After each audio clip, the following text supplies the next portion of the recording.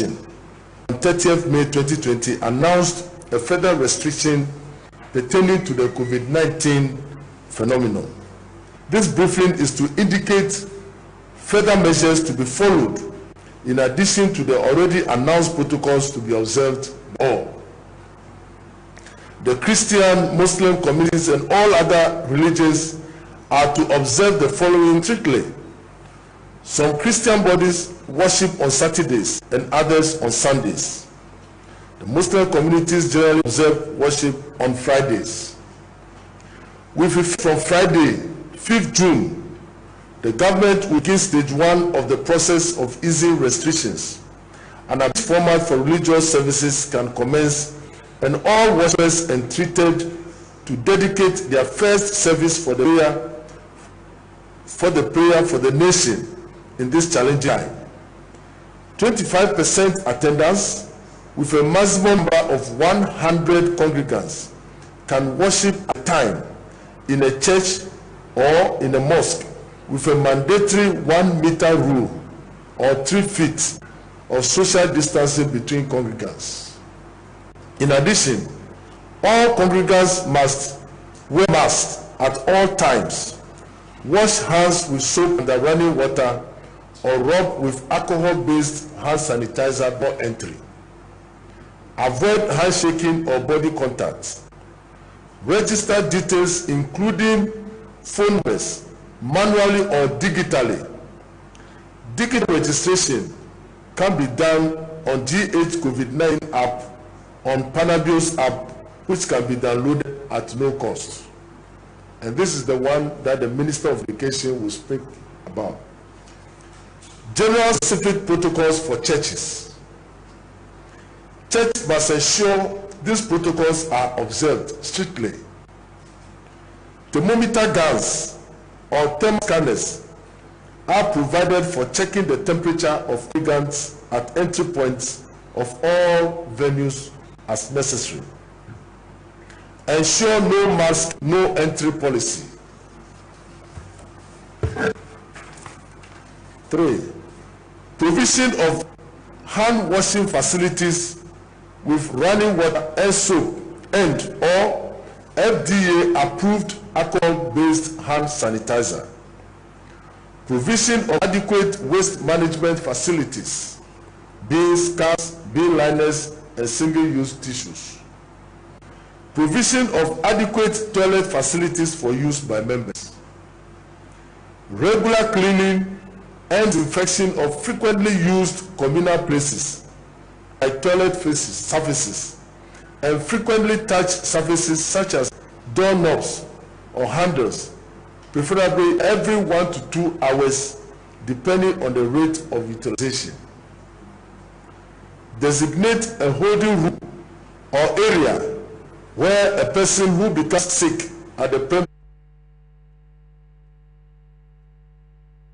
Still on the eased restrictions by the President, Nana Addo Dankwa Akufo-Addo, Minister of Communication, Esther also has said her ministry has developed an application to help monitor and stay compliant of the COVID-19 restrictions. She urged event organizers to download the application and register their events with venues to help trace attendees who may get infected with the virus.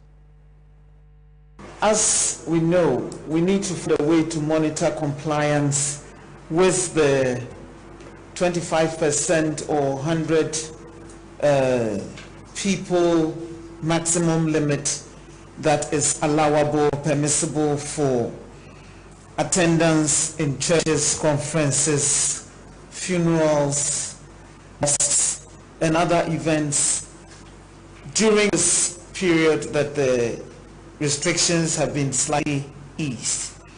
We believe that with technology we can help ourselves and help our members also stay compliant.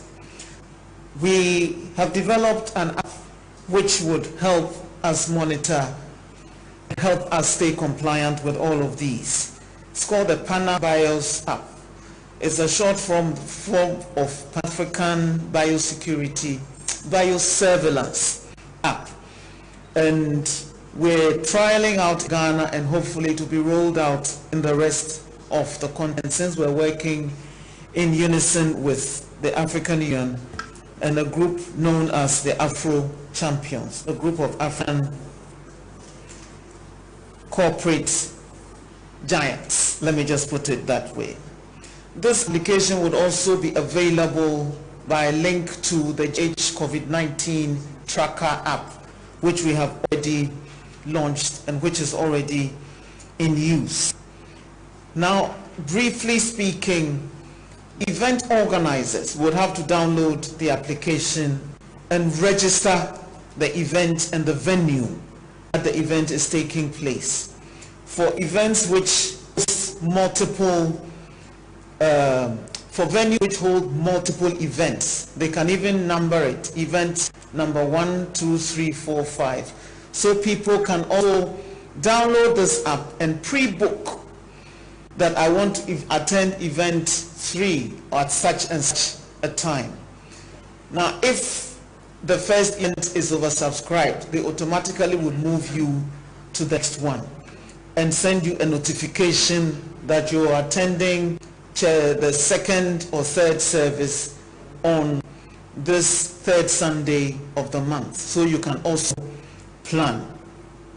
For large churches that already have known attendees and have known registers, they can use their own processes but provide the information when required by Ghana Health Service. Now, the importance of keeping track of everybody who attends every function at your meeting should be obvious to all of us. In the event that there is an outbreak at a particular venue at a particular time, the contact tracing team would need to know everybody who was at that venue at that time, so that it would ease the tracing and testing and treatment of those who may have contracted the illness.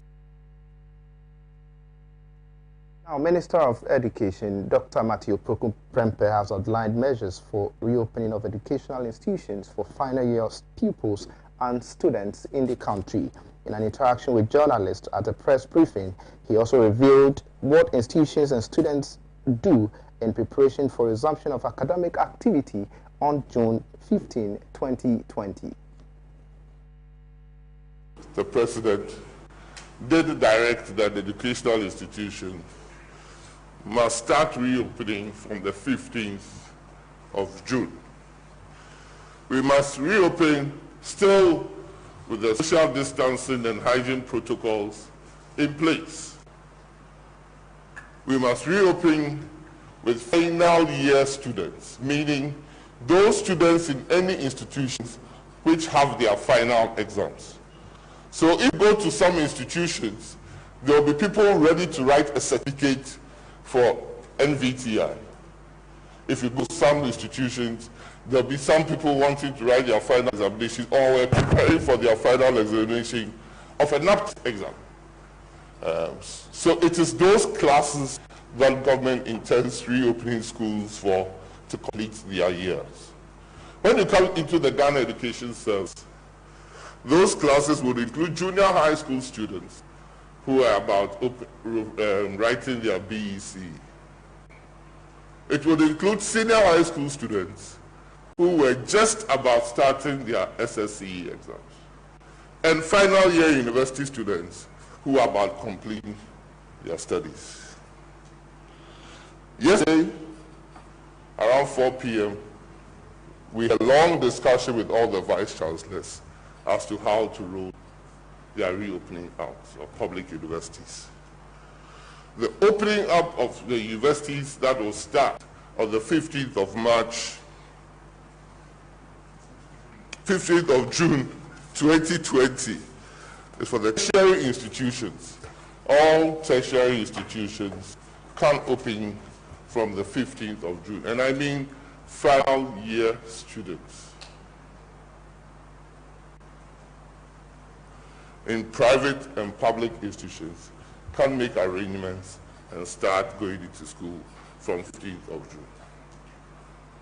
They can have academic work, lectures and revisions for 6 weeks and then write their final exams. This is to forestall an incident where a student will come up and say, where I live, and some of us live at Kasi, where I live, there was no internet and I don't even hear the announcement of the universities, so I did not submit my assignments and I could not do anything. We give them the chance to come to school to complete. Then there is a subsect, a group, who are foreign students. All the universities are already deploying virtual systems, and foreigners are participating. If we've discussed it with the vice chancellors, if there's a few students who escaped the lockdown because our calculation such that almost all the foreign students were kept on the campuses because of the lockdown, they couldn't leave. But if one or two were able to leave, we have requested for their passport details to be forwarded to us through their vice chancellors and National Council for Tertiary Education, so that if they can fly back, the immigration would open the borders for them to come. But when they do come, they'll be quarantined for 2 weeks before they will be allowed to make and complete the academic work.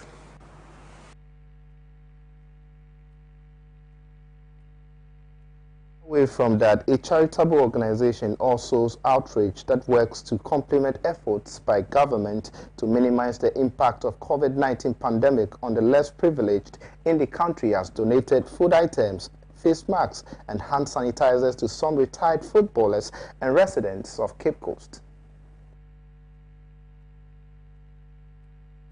All Souls Outreach has embarked on the donation to retired footballers and residents in Cape Coast as the plight of vulnerable continues to surge due to the COVID-19 pandemic. The director of All Souls Outreach, Samuel Dazi. Dr. Francis Ostu, the CEO, was once a football player among the Ebusia Dwells and the Azakes. So he thought it twice that since he's from Cape Coast and he grew up with these people and started with them, if he's sharing or distributing something, then I think he used to also help them out. So with the distribution of food, oil, and other food items, he thought it twice that he could share with his brothers too. Speaking with them, they told me that life is really difficult for them. What other things do you plan to do for them? Yeah, he has been communicating more often with them, and we are looking forward to, help them more. So I think from time to time, we will be visiting them and show our love to them. On his part, a former Black Stars player and coach, James Kudazi, applauded All Souls Outreach for the kind gesture and pleaded with government to come to the aid of retired players because they have sacrificed for the nation in years gone by. He also urged government to address the genuine concerns of retired footballers, since most of them are struggling to make ends meet.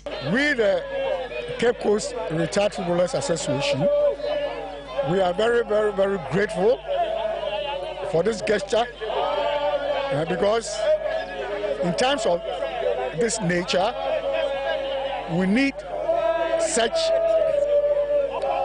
gifts, okay, so that we can sustain the situation at the moment in the world, and to be precise, Ghana.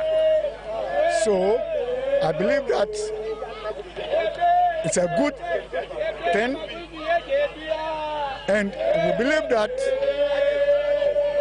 these gifts is going to support us a lot. Has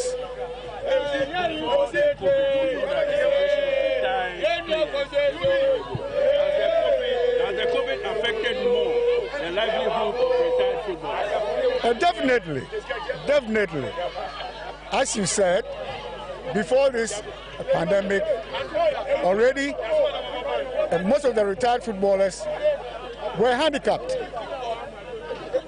So come this COVID-19, it has worsened the plight of the retired footballers. So I believe that this one is going to go a long way to help. Exactly.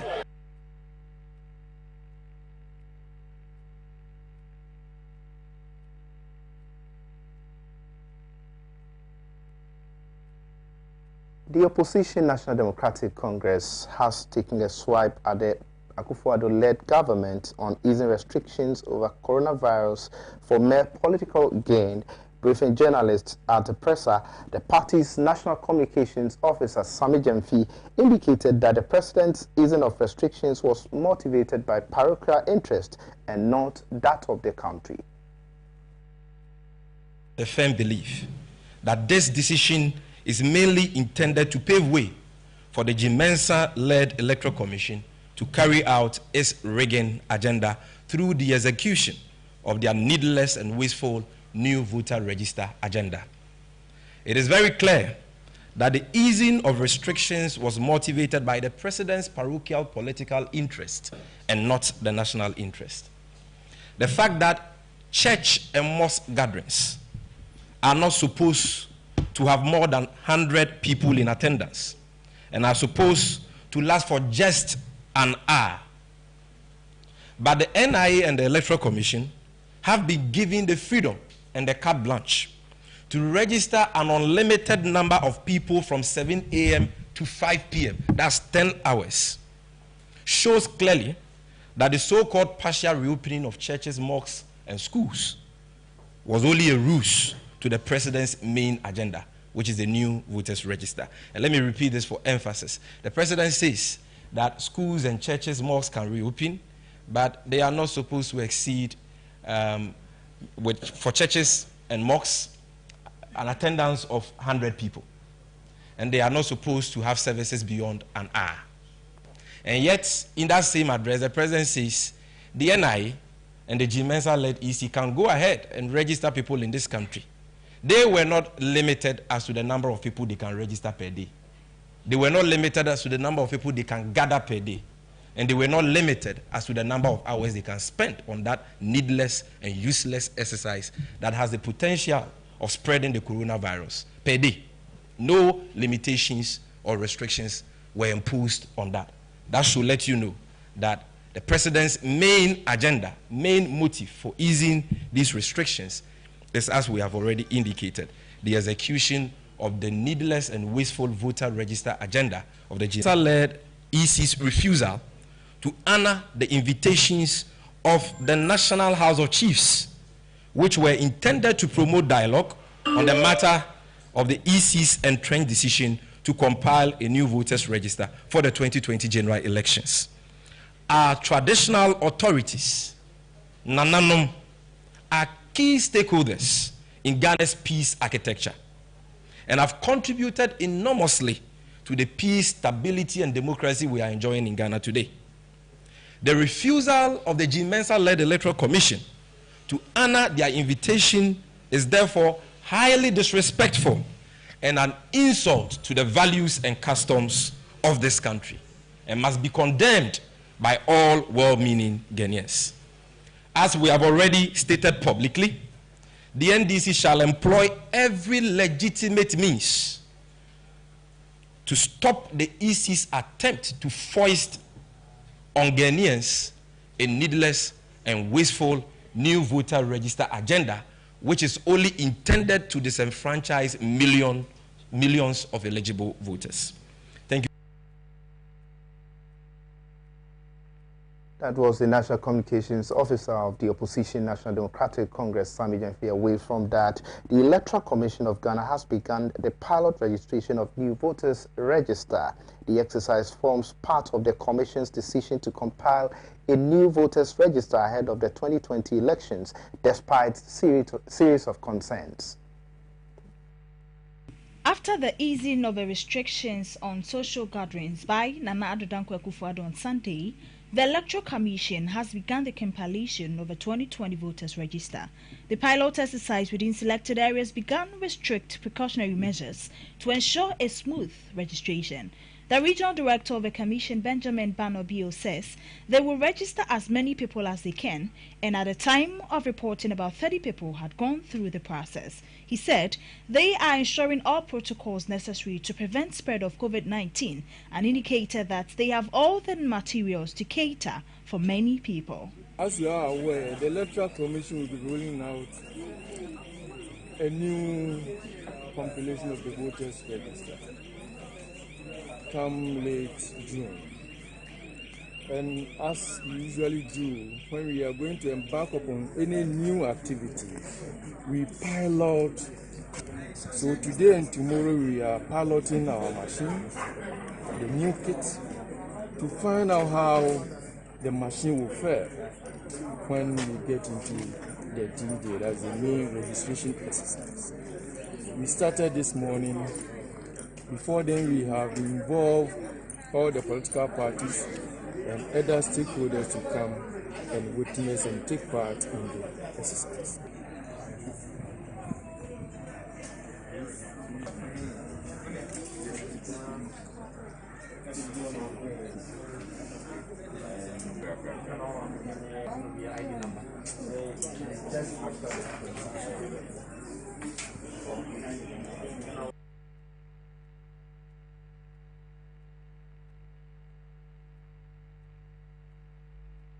Now let's cross over to the headquarters of the Criminal Investigations Department of the Ghana Police Service, where the chairman of the People's National Convention, PNC, Bernard Mona, has refused to retract comments he made concerning compilation of new voters register by the Electoral Commission.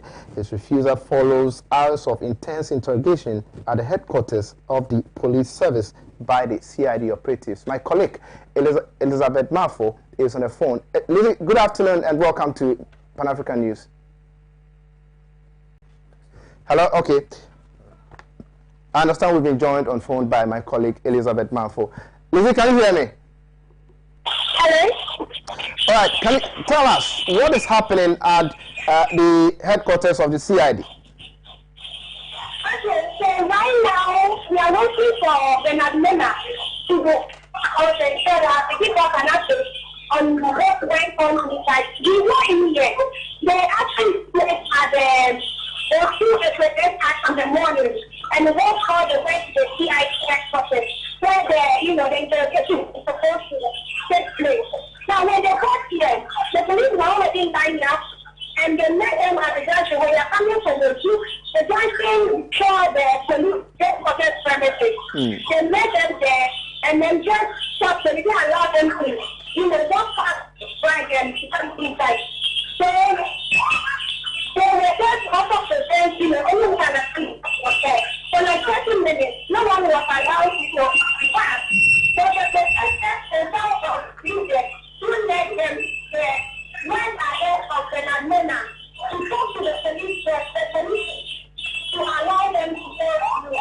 So for over 30 minutes before they were allowed to enter, before they had to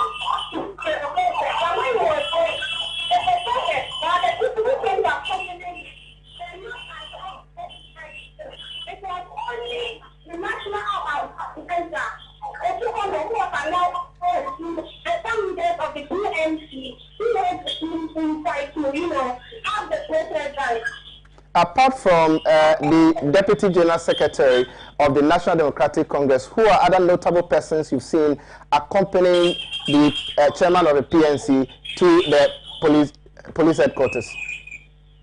Okay, so the PNC leaders, actually some of the leaders went inside.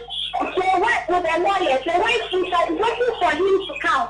And I kept waiting for him, he came with the processes. That is how come they delayed him and he wasn't able to go inside the league. But the leaders, they went inside waiting for him. And the people are feeling angry. They are shouting, singing, having placards. We don't need new voters register, bring back the excavators, and some of them, the argument that NPP claimed to win the 2016 election by 1 million votes. So why now? Why are they worried? If they have nothing to hide, why won't they allow them to use the whole voters register to, register this country as well? Now, how many people do we have over there showing solidarity? I'm asking you, how many people do we have showing solidarity to Bernard Mona? Hello? Can you please come out to attend? I'm saying that you said that there have been some people who they're supporting Bernard Mona with placards, with inscriptions. We don't need a new voters register and all of that. How many are they? Oh, the people here is uncomfortable. We have more than 200. NDC, PNC, CPP, everybody, all the people in the opposition party, they are all here. NDC, NDC, CPP, PNC. We want all the people here. And when you talk to them, right now, they are about a party. They are not about parties. They only want the right thing to be done. Keeping there, Bernard Mona is not from their party. They are just here to support the right thing, not the person. They just want to support the right thing. Now, you said you have more than 200 people over there. Have you tried to find out from them if they are aware that the restrictions are still in place? And how is the police able to enforce that social distancing protocol really works over there? Right now, the social distancing protocol is not taking place at all. It's not impossible to observe the social distancing protocol. So all you can do is just wear your mask to protect yourself. And the police realize that they cannot do anything to enforce the social distancing protocol. So what they have to do is that they have to protect both our hand sanitizers for people to use and advise us with not masks to put them on. And most of the people here are not there now. So if you are here at your own way. All right, finally, before I let you go, we are reliably informed that Chairman Bernard Mona has refused to retract some of those comments he made against the compilation of new voters register. How true is that? For now, he said he cannot say anything. He wants to go inside. That is why you'll be able to find out what they want from him. So he comes out. For now, he cannot say anything concerning that. He has not had to get the work. He can't do the work from him. So when he goes inside, he said he'll be able to find out what they actually want from him. Because they said that he made. He claims that he's not the only one who has made that claim. Other people have made that claim. So how come they have not called him? And he is the only one who has been called. All right, thank you so much for speaking to us. We'll come back to you for additional updates when the need be. But take very good care of yourself since you're there and the place is, is not too safe. You have to take very good care of yourself. We'll come back to you. We're going for a short break. We'll be back with some more stories. But when we come back, Kwame Osudanso, who is the head of political desk here at Pan-African Television, will join us in discussion of, some of these issues that have surrounded the compilation of new voters register. Stay tuned. We'll be right back.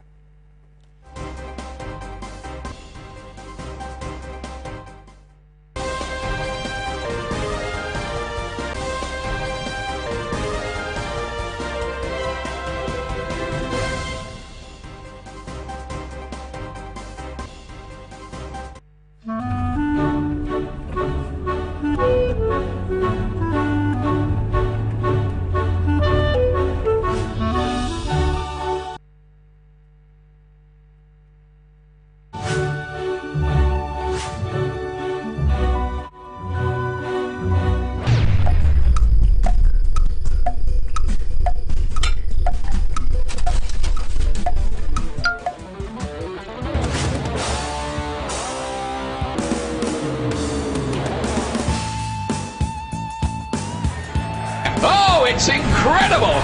Bang on target!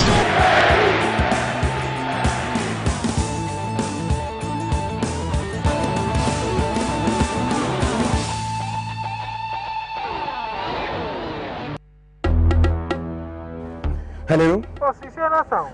Okay, why? My wife comes and send a message you. Hello? What's happened? It's a child who be a quiet say what?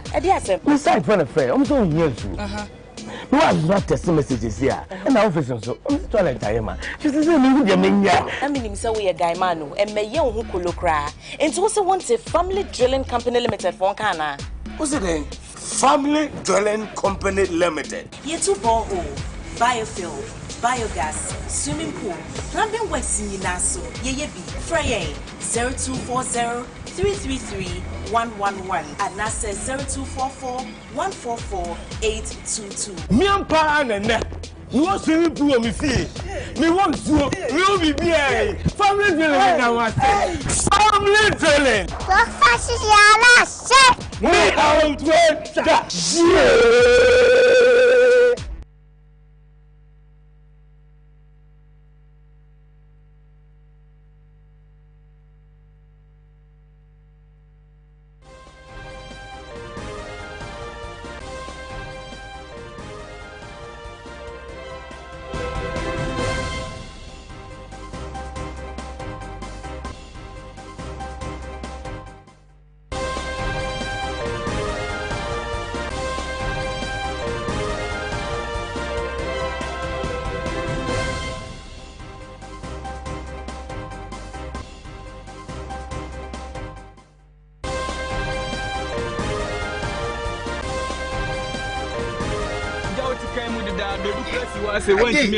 make me see Mr. White.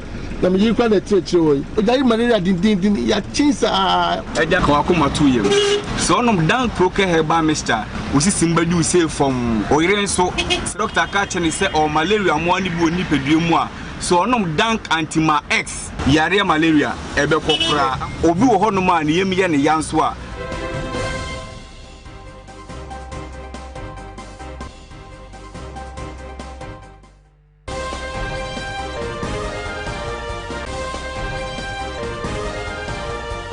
Welcome back. You're still watching Pan-African News Radio on Pan-African Television with me, Justice Appiah. We're coming to you from our studios in Abilinkwe, 48 Swanika Street here in Accra. I've been joined in the studio by the host of Good Morning Africa Radio on Pan-African Television and also the head of political desk here at Pan-African Television. Kwame. Justice. Thank you so much for joining us this afternoon. Thank you. Now tell us, with the issue of Bernard, who has been invited by the CID, we are told currently he's there. He's in a meeting with the CID operatives. We don't know what is really happening. But one major issue, as it stands now, has to do with the fact that a lot of people are trooping in there to show support to Bernard. I'm afraid, I mean, looking at the times in which we are and what is likely to erupt, okay. What will be your take, basically, on some of this? Well, I'm sure you'd agree that we've not come this far in terms of our democracy without people having to defend, the democracy of this country. And so this is no exception. People, if they feel suppressed by the system, will definitely push back. And this is the clearest of indications that people are tired of always using the state institutions to want to subvert the will of the people, if you will, subjugate people into submission. So I think that people have had it. Enough is enough. So they decided to throng the streets, just to throw their weight behind Bernard Mona, to send the strongest of signals to the powers that be. That yes, you may have the resources of the state. You can use the police, you can use the military, but you cannot cajole. No, not cajole. You cannot cow the people into submission. And when the people are determined to do something, absolutely nothing can stop them.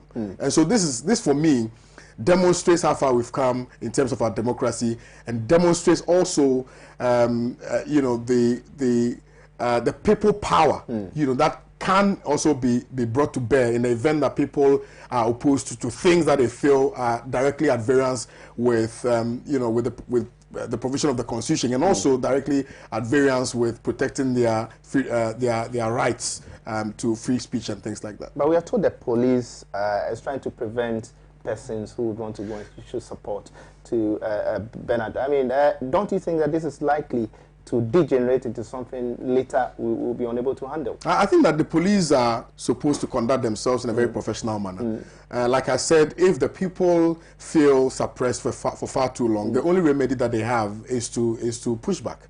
And if the police wants for this to generate, they can, and whatever it is that they do will have its own ramifications. I believe that this is the time for them to demonstrate that the Ghanaian people can also be protected in the event that they even go beyond what they are supposed to do. They will be protected by the state. The state has a responsibility to protect the people. Insofar as the people are not acting in a way that is that has the potency of creating an atmosphere of chaos. I don't see why the police must prevent people from throwing and solidarizing with Bernard Mona, especially so because of the times in which we are. Elections is just around the corner, and election forms part of the bread and butter issues of our daily lives. Some people have died as a result of elections. Some people have had their teeth and mouth and eyes destroyed because of elections. Some people have actually defended the Constitution with their blood.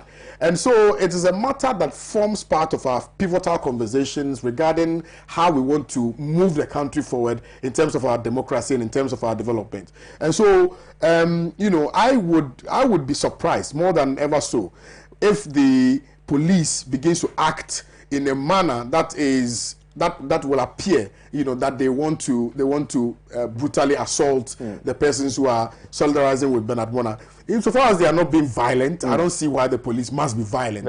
And they must discharge their obligation very well. They must ensure that the people are well protected and the people are safe. I am very happy. I'm very, very happy, Justice, today that people have come together from all walks of life and are being very heroic, against an authority that they feel going forward will not augur well for the development of this nation. People laid their lives down to ensure the survival of what we're experiencing. And so in our young democratic experiment, if we are acting or if we are charting a path that has the potency to derail the trajectory of economic and democratic growth that we've chalked over the period, then I find it very, very exciting that people have actually stood up and are speaking truth to power and are putting the feet of people who are in authority to the fire of responsibility. This is how we can all together protect the democracy that we are so enjoying, and the democracy that posterity will have to also come to enjoy. Now, before I let you go, on your program, Bernard says something specifically. Today, he was going to free his mind. What are your expectations? Are you expecting Bernard to retract some of the statements he made in connection to the compilation of new voters register, or you expect Bernard to still stand solidly by, his statements? Yeah, I think that he's a man of his own words, and he believes in what he said. And practically so, it was demonstrable on the morning show when he was very upfront with his position that, listen, he was not going to move his position. He was not going to move away from his position. He was not going to be shaky or shifty with his position. He was going to ensure that which he expressed freely is that which he's going to support. I believe that is the only way you can drum home the message. You do not have to be shifty about the position.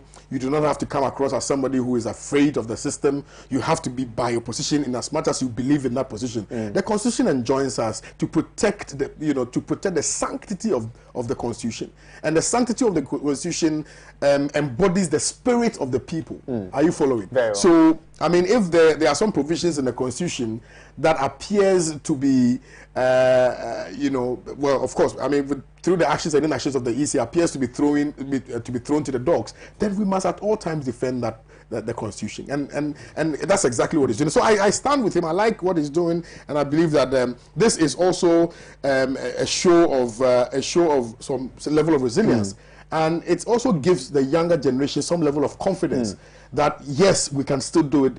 Yes, we have what it takes to do it. Yes, the Ghanaian people can resist any oppressor's provision or any oppressor's rule. And yes, we can jealously safeguard and protect the young democracy that we've been enjoying over this period, Justice. All right, thank you so much, Thank you very much. joining us. We'll bring you up to speed what will be happening or what is happening at the police headquarters. Our reporter, Elizabeth Mafo, is there. He'll be bringing us a lot of updates on that. Away from that, some parents in South Africa held up placards to protest outside a school in Cape Town. They are demanding the closure of educational institutions amid coronavirus pandemic.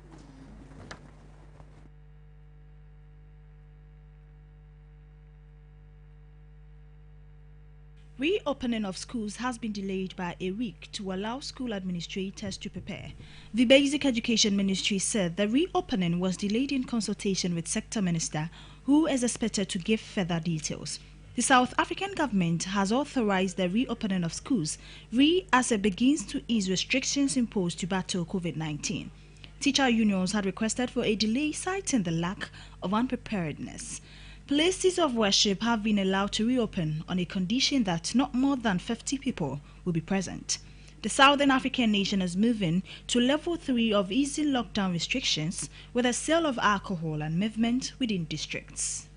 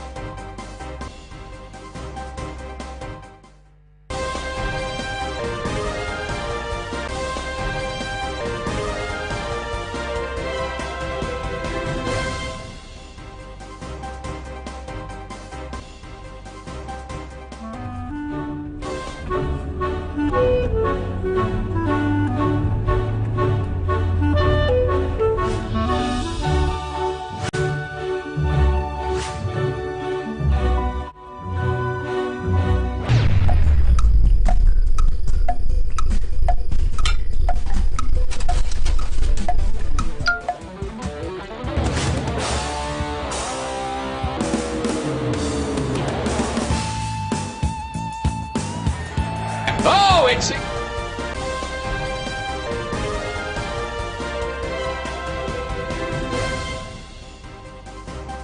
From South Africa, let's go to Ethiopia, where Ethiopia is repatriating hundreds of citizens working abroad, many of who are stranded because of the coronavirus pandemic. The first batch included 335 nationals returned from Beirut, with hundreds more expected to arrive.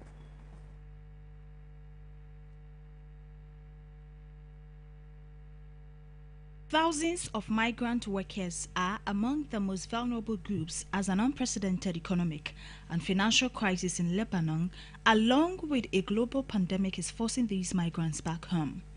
There are over 250,000 registered migrant workers in Lebanon, a tiny Mediterranean country of over 5 million people. Lebanon's unprecedented foreign currency crunch means employers can no longer pay in dollars. The local currency, pegged to the dollar and stable for nearly 30 years, now costs 3 times as much on the black market.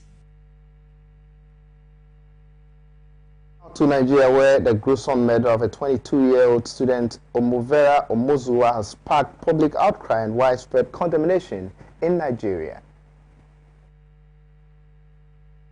Omozuwa, whose ambition was to practice nursing, had enrolled as a student at the University of Benin to study microbiology. Reports has it that armed men stormed the Redeemed Christian Church of God, where she fellowshipped, raped, and murdered her cold-bloodedly. Police are probing the exceedingly worrying incident as gender-based violence has increased considerably in Nigeria. Her death is the latest in a series of attacks on females in Africa's most populous nation.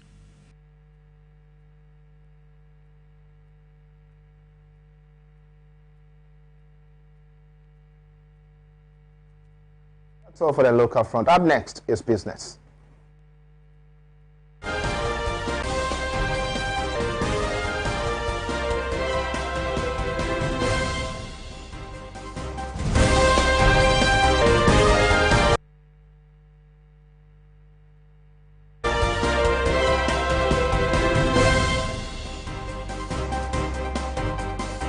Let's do some business stories this afternoon. The Deputy Minister of Energy in charge of Petroleum, Dr. Mohamed Anim Adam, has disclosed that government is considering extending the period of exploration for firms engaged in oil production. According to him, the move is part of measures to support oil companies operating in Ghana in the wake of the COVID-19 pandemic.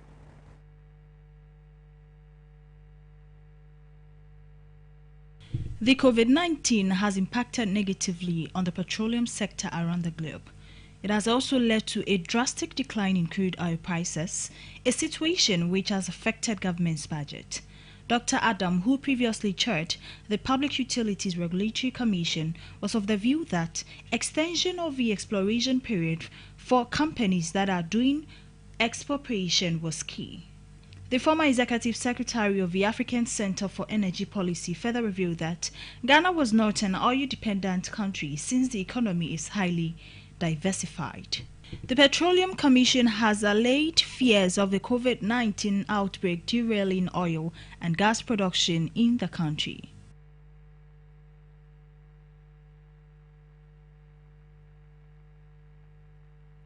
The Ghana Cocoa Board, through the Cocoa Health and Extension Division, has presented a total of 99,468 bags of cocoa fertilizer to be distributed to 126 farmer cooperative groups within Yosu and Akontombra districts of the Western North region.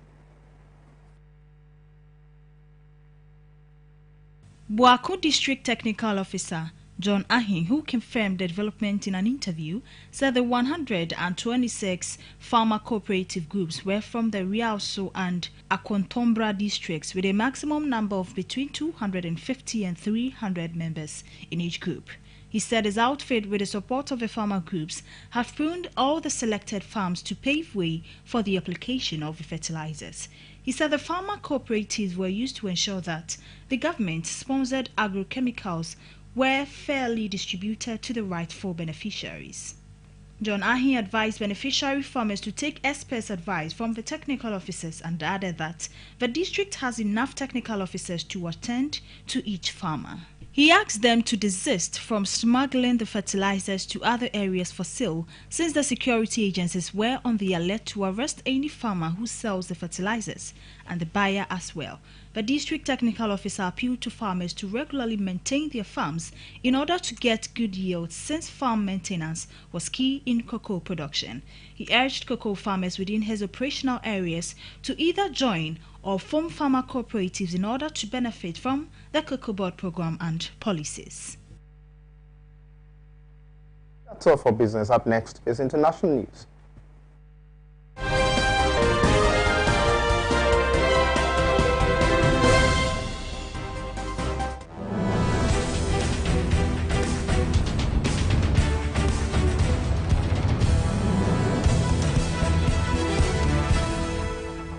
Come back now. Let's take some stories from our international partners. People's Dispatch. On May 29, Friday, Scotland's Ministry of Housing had issued a guideline for appropriate pandemic hygienic measures to all social landlords. The government had made such an intervention following the campaign made by the members of the Tenants Union Living Rent from Glasgow neighborhoods demanding to restart the block cleaning operations that have been halted by the landlords in the Glasgow communities during the period of lockdown.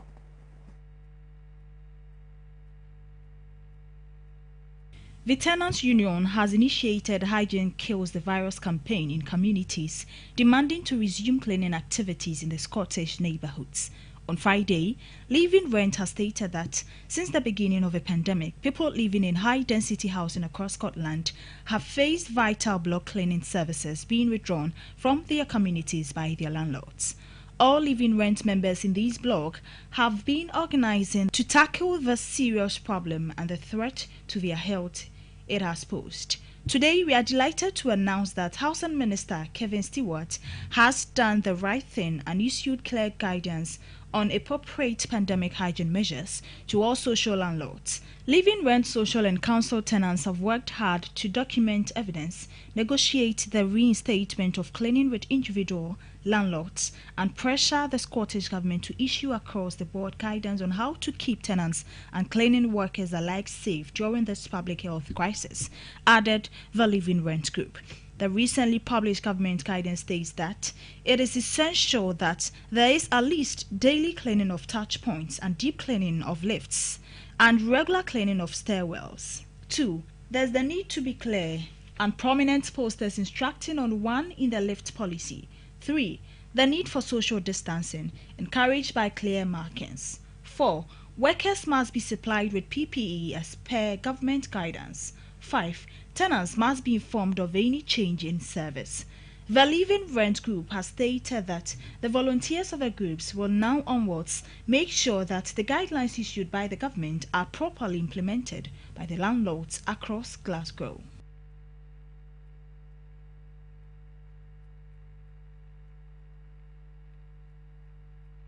Credit to People's Dispatch for the international story. Up next is sports.